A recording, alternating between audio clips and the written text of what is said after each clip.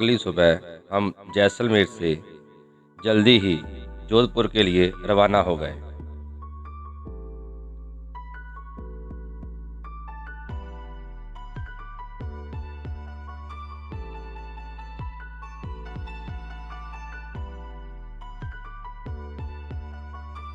थोड़ी देर और सफ़र करने के बाद हम ब्रेकफास्ट करने के लिए एक जगह रुके। रास्ते में हमने पोखरण भी देखा। यहाँ पर परमाणु बम का परीक्षण किया गया था। शीघ्र ही हम जोधपुर पहुँच गए। जोधपुर को ब्लू सिटी भी कहते हैं। हमारा होटल बाज़ार में ही था। चेक इन करने के बाद हमने एक ऑटो लिया और जोधपुर का फेमस किला देखने के लिए चल पड़े।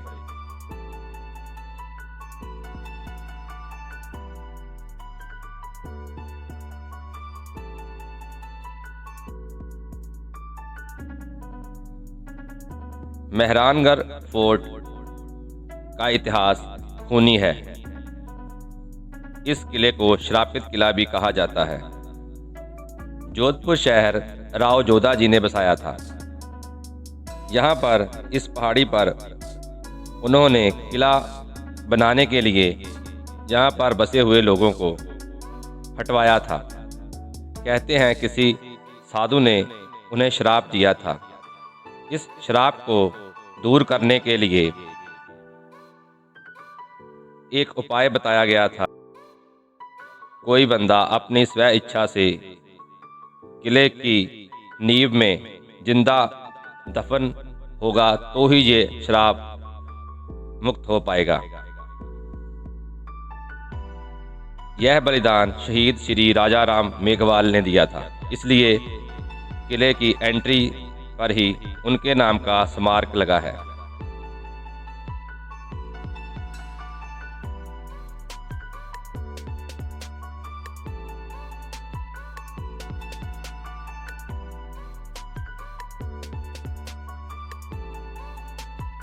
किले में सती प्रथा को दर्शाते हुए चिन्ह भी हैं, जहां पर तकरीबन 15 रानियां और उनकी 60 के करीब दासियां जो सती हो गई थी, उनके हाथों के निशान बने हुए हैं।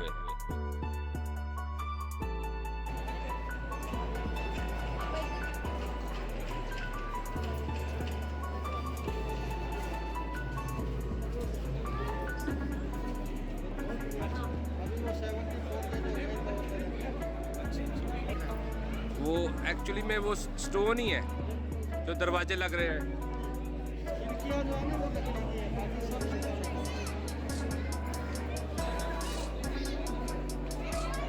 हमने एक गार्ड भी किया था जो हमें किले के बारे में विस्तार से बता रहा था। वहाँ पर अनेकों पालकी प्रदर्शित की गई थी जो कि राजा व राजसी परिवार की सवारी के लिए थी, जिन्हें के हाथी के पीठ पर बांधा जाता था।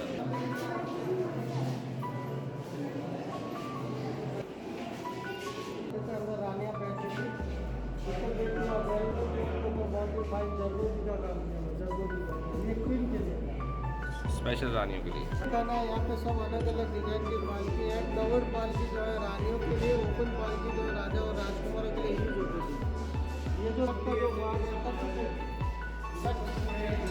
गुजरात का कच्छ का काम काफ़ी फेमस था। कच्ची क्राफ्ट वर्क है, वुड के ऊपर सेमी पीस स्टोन का काम किया हुआ है। ये मारवाड़ का है। अगला देखो होली कहलाता है। इस तरह का पालकी शादी के समय रानियों के लिए। ठीक। दोनों तो देखे ना, वो छोटे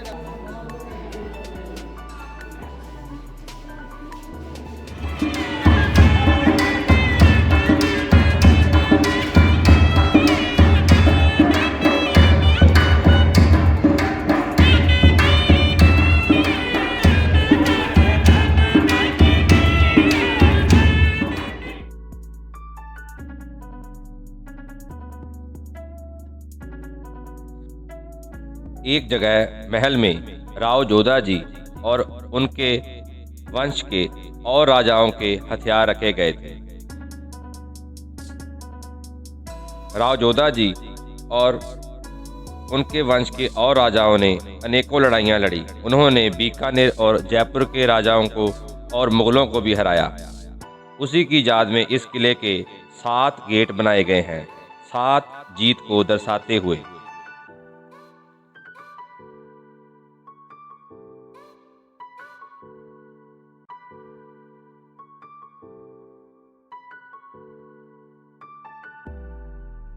फिर हम एक प्रदर्शनी में पहुंचे, जहां पर के बताया गया था कि कैसे मारवाड़ के कारीगर जो कि खास तरह से पेपर तैयार करते थे और उस पर कुदरती रंगों से पेंटिंग किया करते थे। यह पेपर बनाने की कला चाइना से भी पहले भारत में मारवाड़ के इन इलाके में कारीगरों के पास मौजूद थी।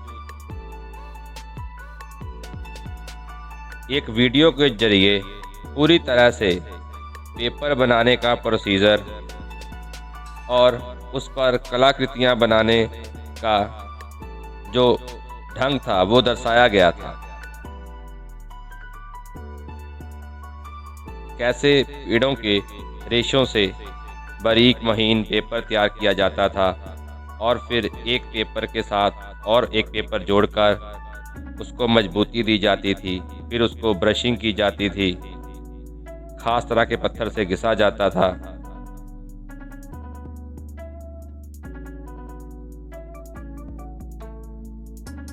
आज भी इस कला को जीवित रखे हुए कुछ कारीगर किले में अपने सामान की प्रदर्शनी लगाते हैं।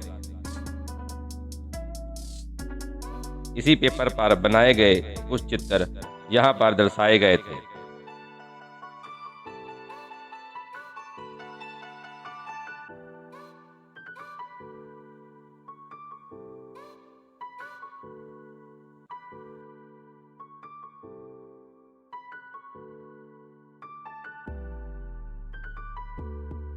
शीश महल बहुत बढ़िया था, देखने लायक था इनका शीश महल। शीश महल के अंदर ही अलग अलग कमरे थे। एक रंगशाला थी जहां पर नाच गाने का प्रोग्राम होता था। उसकी दीवारों पर रंग बिरंगे कांच के टुकड़े लगाए गए थे। एक मीटिंग रूम था जहां पर राजा अपने मंत्रियों से विचार विमर्श किया करते थे।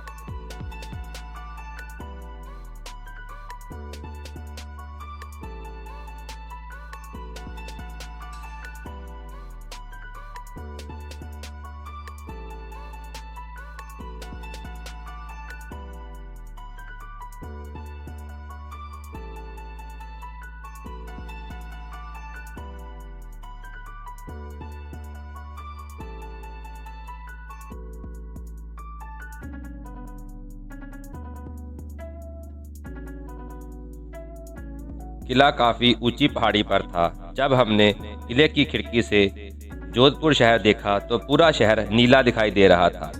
तब हमें पता चला कि क्यों जोधपुर को ब्लू सिटी कहते हैं। यह नज़ारा सुंदर था। किले में ही एक जगह कुल देवी का मंदिर भी बना हुआ था। एक स्थान पर पेपर मैच टॉयज बिक्री के लिए मौजूद थे। ये वही कारीगर थे जो पेपर बनाने की कला को अभी भी जीवित रखे हुए थे। कागज के खिलौने बहुत ही सुंदर और टिकाऊ थे।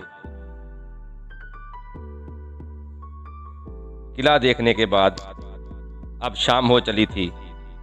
किले से 1 किलोमीटर की दूरी पर जसवंत खड़ा था। यह महाराज सरदार सिंह ने अपने पिता महाराज जसवंत सिंह के लिए बनाया था, जहां पर उनकी समाधि मौजूद थी। इस जगह पर और भी राजसी परिवार के लोगों को दफनाया गया था। राजा की समाधि के सामने उनकी रानियों की छोटी समाधि थी। जगह काफ़ी सुंदर थी। जसवंत थड़ा बंद होने का समय हो रहा था।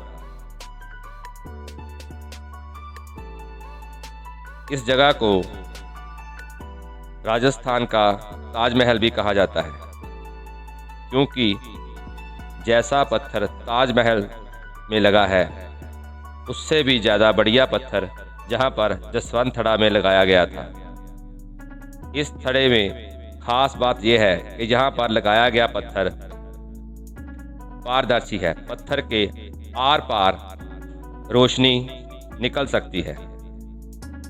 सूर्य की रोशनी पत्थर को पार करते हुए अंदर प्रवेश करती है, जिससे अंदर रोशनी रहती है। बाहर अगर हाथ हिलाओ तो अंदर से हाथ हिलता हुआ साफ देखा जा सकता है।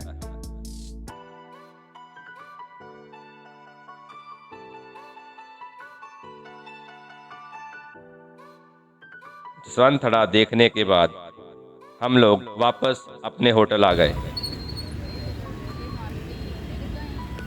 इसके बाद डिनर करने के लिए हमने किसी से पूछा तो उसने बताया कि जहाँ का कलिंगा होटल सबसे बेस्ट है।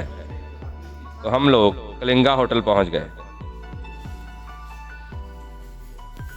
होटल शानदार था, खाना भी बढ़िया तरीके से बनाया गया था।